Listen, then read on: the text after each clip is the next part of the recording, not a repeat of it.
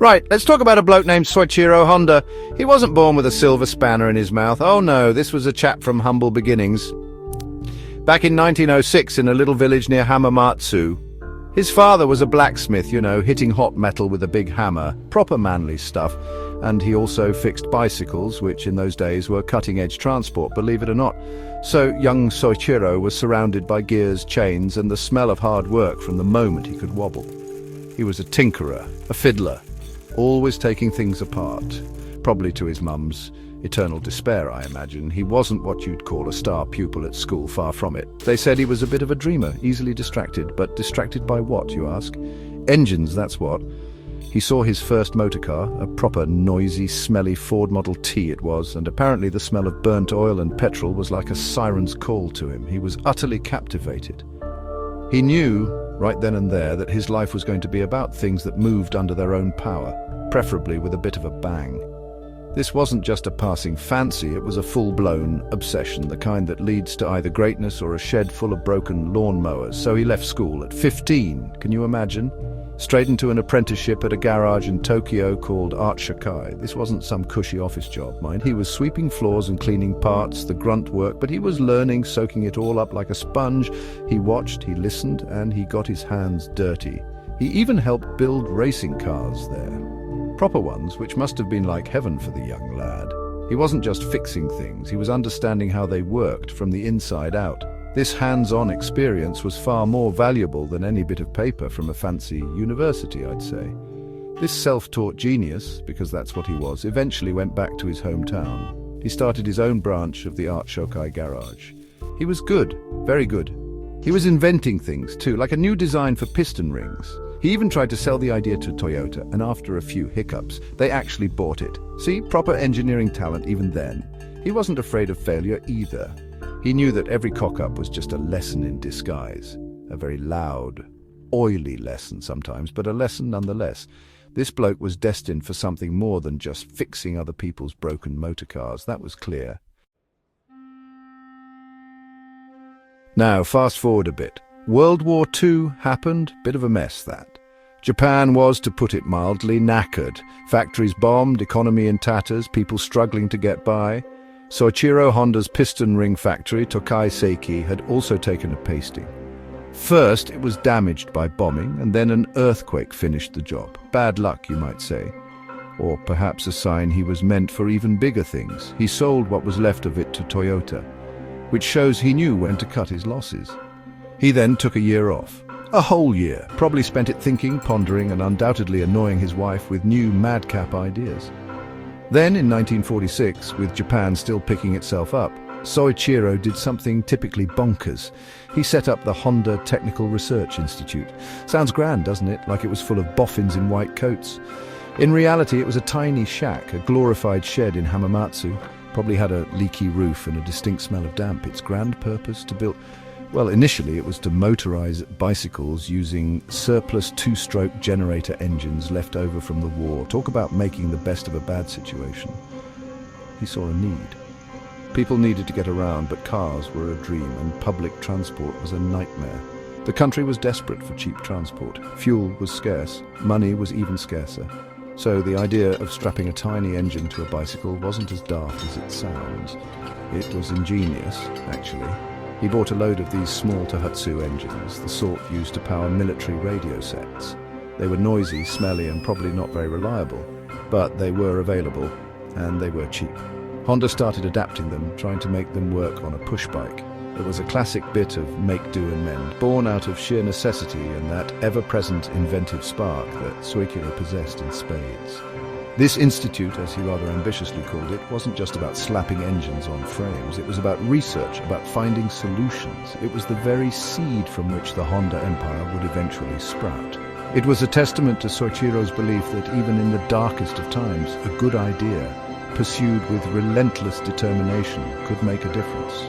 He wasn't just building motorized bikes, he was building hope, one spluttering, smoking engine at a time. And people desperate for any form of mobility absolutely loved it. It was the start of something truly massive, though few could have predicted it back then. So Honda gets these surplus generator engines, tiny little things originally meant for powering radios in the field. Not exactly designed for propulsion, were they? But Soichiro, being Soichiro, saw potential where others probably saw a pile of scrap. His first challenge was simply to make them work reliably on a bicycle. This wasn't just a case of bolting it on and hoping for the best. Oh no, that would be too easy. These engines were temperamental little blighters, prone to conking out at the most inconvenient moments, probably in the pouring rain miles from home. He had to figure out how to mount them, how to drive the wheel, how to make them vaguely controllable. Remember, these were bicycles, not exactly built for the stresses of an internal combustion engine, however small. The frames would wobble. The brakes, designed for slowing down a person pedaling, were probably terrified by the new speeds. Then there was the fuel. In post-war Japan, petrol was like unicorn tears, incredibly precious, so his early contraptions often ran on a bizarre concoction of turpentine or pine resin. Imagine the smell. It must have been distinctive, like a mobile chip shop perhaps. The first model was quite literally a bicycle with a Honda engine attached. It was often called the bata-bata by customers, apparently because of the sound it made, a sort of putt-putt-putt or beta-bata-bata. Not exactly a roaring beast, but it moved. It allowed people to travel further, to carry more, to get to work without collapsing in an exhausted heap. The demand was instant and overwhelming. Suddenly, everyone wanted one of these noisy, smoky, but incredibly useful machines. Soichiro quickly ran out of those surplus Tohatsu engines. A problem, yes, but also a massive opportunity. This forced Honda to take the next logical step, designing and building his own engine. If he couldn't buy them, he'd make them, and he'd make them better. This was a crucial turning point. It marked the shift from simply adapting existing technology to creating something entirely new. The first proper Honda-designed engine, the A-Type, was still a tiny two-stroke, but it was design. It was a clear statement of intent. He wasn't just a tinkerer anymore, he was becoming a manufacturer, driven by the need to improve, to innovate, and of course to sell more of his increasingly popular motorized bicycles. With the success of his little clip-on engines, Soichiro Honda knew he was onto something big. The research institute, for all its charm, wasn't really cut out for mass production. It was time to get serious, to build a proper company. So in September 1948, with a modest amount of capital and a whole heap of ambition, Honda Motor Company Limited was officially incorporated. This wasn't just a name change, it was a fundamental shift. It was the moment Honda the man became Honda the company, a name that would soon be known across the globe. It was a bold move in a country still reeling from the aftermath of war. Now, Soichiro Honda was a brilliant engineer, a visionary even, but he wasn't, shall we say, a natural businessman. He was more interested in the oily bits, the engines, the way things worked. He needed someone to handle the money, the sales, the boring but essential stuff. And that's where Takeo Fujisawa comes in. Fujisawa was a shrewd businessman, a financial wizard. He met Honda in 1949 and the two hit it off immediately, despite being chalk and cheese in many ways. Honda was the dreamer, the engineer. Fujisawa was the pragmatist, the strategist. It was a partnership made in heaven, or perhaps in a very efficient Japanese boardroom. Honda himself took the role of president naturally. He was the face and the engineering soul of the company. His passion was infectious. He'd be there on the factory floor, sleeves rolled up, covered in grease, working alongside his employees. He famously said, "If you make a bad product, people will not buy it." Simple, but profoundly true. He demanded quality, he demanded innovation, and he wasn't afraid to get his hands dirty to achieve it. He understood that the reputation of his company rested on the reliability and performance of every single machine that rolled out of the factory doors. Fujisawa, on the other hand, became the managing director. He was the financial brains, the one who made sure the company didn't go bust, while Soichiro was busy inventing the next big thing. He built the sales network, managed the finances, and planned for future growth. He complemented Honda perfectly. While Soichiro focused on creating the best products, Fujisawa focused on selling them and building a sustainable business. This dynamic duo, the fiery engineer and the cool-headed businessman, was the absolute key to Honda's early success and its eventual global expansion. Without Fujisawa, Honda might have remained a brilliant but small workshop. With the company properly established, Honda could now focus on creating truly world-class motorcycles.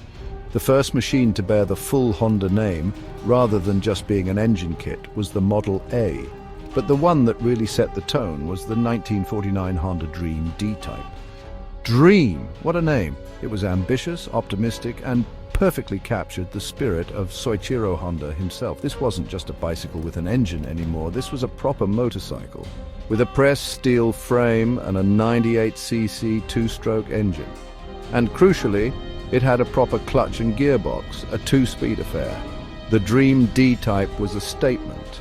It was painted a rather fetching maroon color, which made it stand out from the drab utilitarian machines of the time.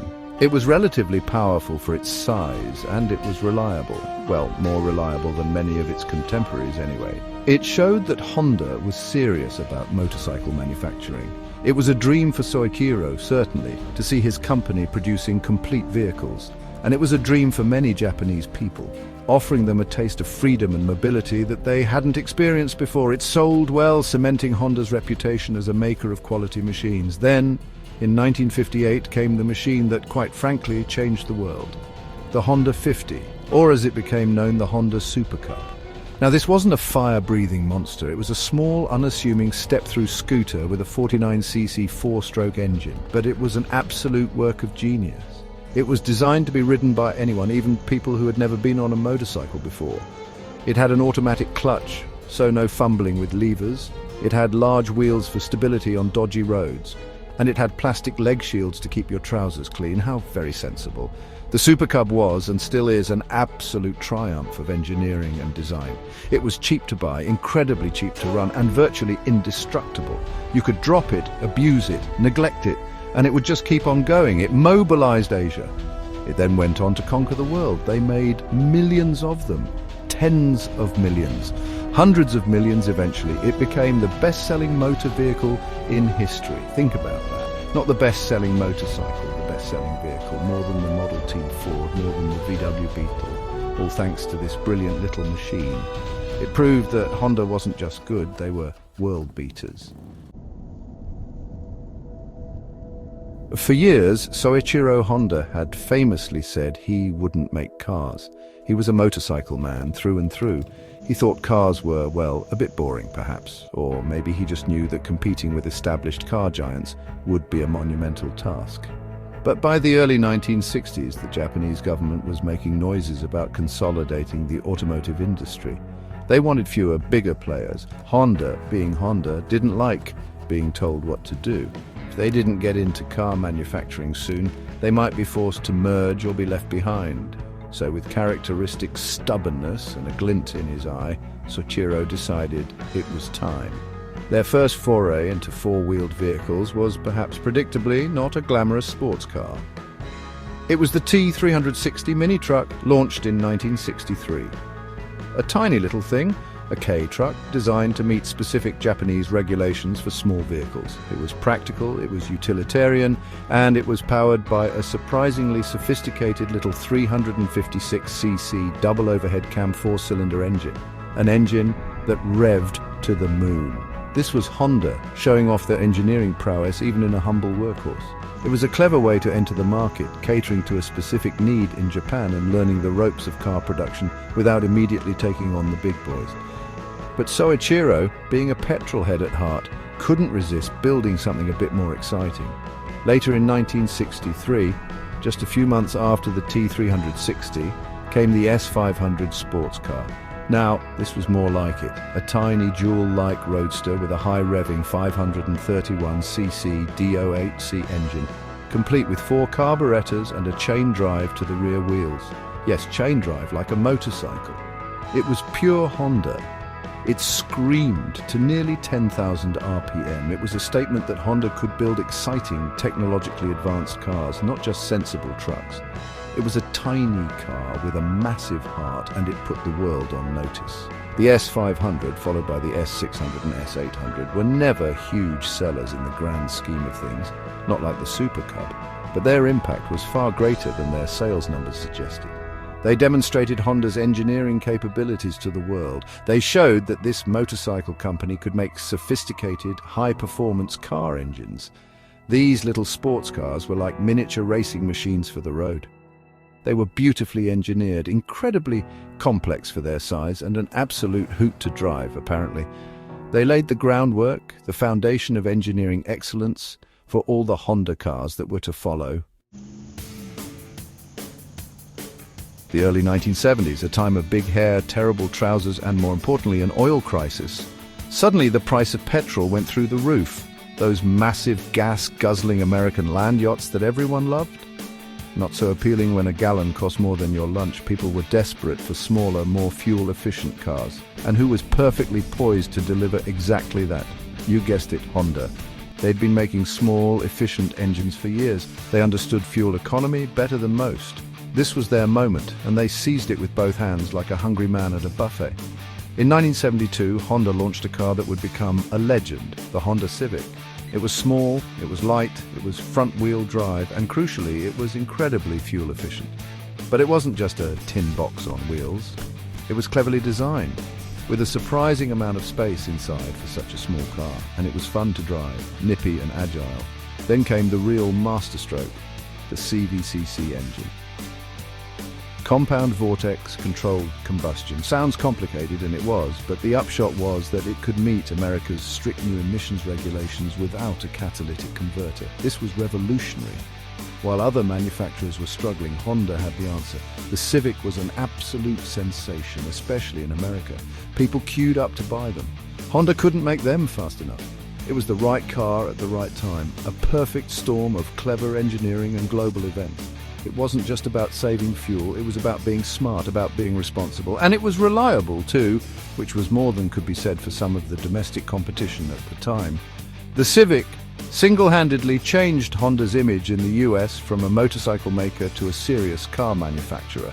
It was a game changer, pure and simple, establishing Honda as a major player on the world stage. Hot on the heels of the Civic's success, Honda introduced another hugely important model in 1976, the Honda Accord. This was a slightly larger, more upmarket car than the Civic. It was designed to offer more comfort, more features, and a more refined driving experience, while still retaining Honda's core values of fuel efficiency and reliability. The Accord was, if anything, even more successful in appealing to mainstream car buyers, particularly in North America. It consistently topped sales charts and won awards for its quality and dependability. It proved that the Civic wasn't a fluke. Honda knew how to build brilliant cars that people actually wanted to buy. Honda never rested on its laurels, oh no.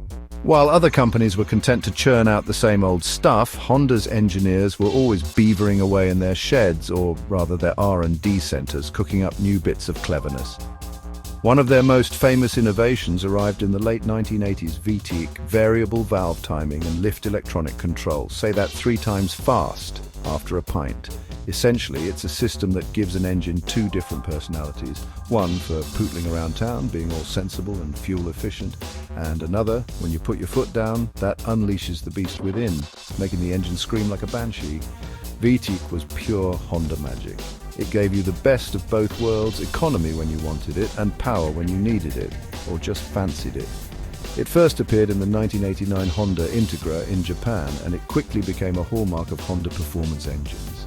People loved that Jekyll and Hyde character. The way the engine note would change, the sudden surge of acceleration when VTEC kicked in, it made relatively small engines feel much bigger and more exciting. It was another example of Honda using clever engineering to overcome limitations and deliver a superior driving experience. Absolutely brilliant.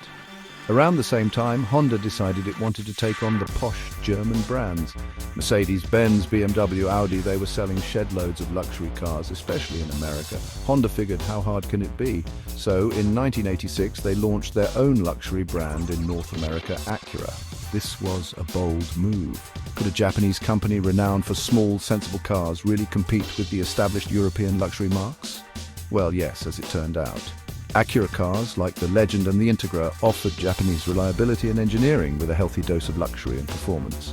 They quickly gained a reputation for quality and value. Then, in 1990, Honda, under the Acura brand in America, did something truly audacious. They launched the NSX, the new sports car experimental. This wasn't just a sports car. This was a full-blown, mid-engined supercar designed to take on Ferrari and Porsche. And it did. It had an all-aluminium monocoque body, a high-revving V6 VTC engine, and handling that was developed with input from none other than Ayrton Senna. The NSX was beautiful, fast, and crucially, you could drive it every day without it throwing a tantrum or costing a fortune to maintain. It was the supercar made sensible, the Japanese Ferrari that actually worked. It was a stunning achievement. Soichiro Honda loved racing. He really loved it. He saw it as the ultimate test of engineering, the perfect proving ground for his company's technology. If you could build an engine that could withstand the brutal punishment of the racetrack and win, then you could build an engine that would be reliable on the road. As early as the 1950s, he declared that Honda would compete in and win the Isle of Man TT, the most prestigious and dangerous motorcycle race in the world. People thought he was mad. A tiny Japanese company taking on the might of the established European manufacturers? Preposterous. Well, they weren't laughing for long. Honda first entered the TT in 1959. They didn't win straight away, but they learned. They improved. And then in 1961, they utterly dominated, taking the top 5 places in the 125cc and 250cc classes. It was an astonishing achievement that sent shockwaves through the motorcycle world. This was just the beginning of Honda's two-wheeled motorsport dynasty. Riders like Mike Hailwood, Jim Redman, and later Freddie Spencer, Mick Doohan, and Valentino Rossi all achieved legendary status riding Honda machinery in Grand Prix motorcycle racing, winning countless championships. Honda became synonymous with motorcycle racing success. But Soichiro's ambitions weren't limited to two wheels. He wanted to conquer the pinnacle of motorsport, Formula One. Honda first entered F1 as a full constructor in 1964 with their own chassis and engine. In 1965, Richie Ginther gave them their first F1 victory at the Mexican Grand Prix. This was incredible for such a new team.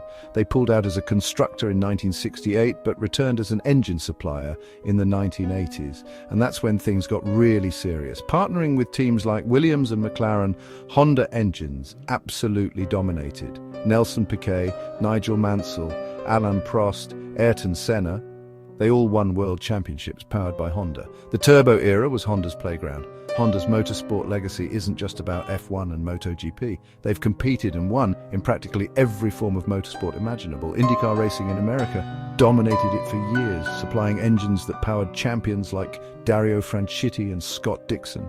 Sports car racing, endurance racing like Le Mans, they've been there, done that.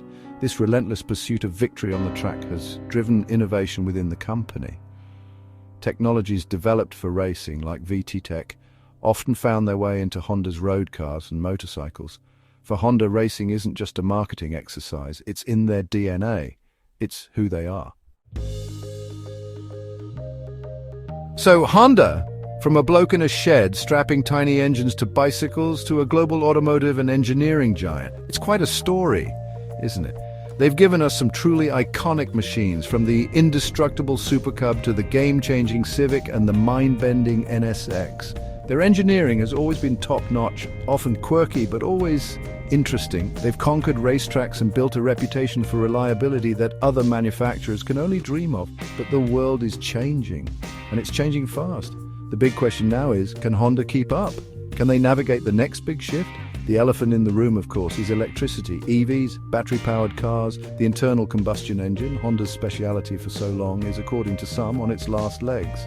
This is a massive challenge for a company so deeply rooted in petrol power and screaming VTEC engines. Honda was actually a pioneer in hybrid technology with the original Insight back in 1999, even beating the Toyota Prius to the market in America. But since then, some might say they've been a bit slow off the mark with full EVs, especially compared to some of the newer, more agile players, and even some traditional rivals. Honda has announced ambitious plans, of course. Billions are being invested in EV development and battery technology. They're promising a whole range of new electric vehicles. They've even teamed up with giants like General Motors and Sony to share development costs and expertise. Their Honda e-City car is a funky, interesting bit of kit, though perhaps a bit niche. The real test will be whether they can produce mainstream EVs that capture the public's imagination and offer that traditional Honda blend of reliability, clever design, and perhaps even a bit of fun, in the same way the Civic did all those years ago. The challenges are immense. There's fierce competition from established players and aggressive newcomers from China and America. The transition to EVs requires a complete rethink of manufacturing processes, supply chains, and even the dealership model. Plus, there's the small matter of making these electric cars profitable.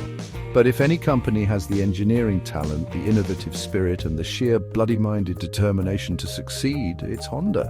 Soichiro Honda built an empire from nothing by solving problems and embracing challenges. It's going to be fascinating to watch if the company he created can do it all over again in this new electric era. Don't count them out just yet.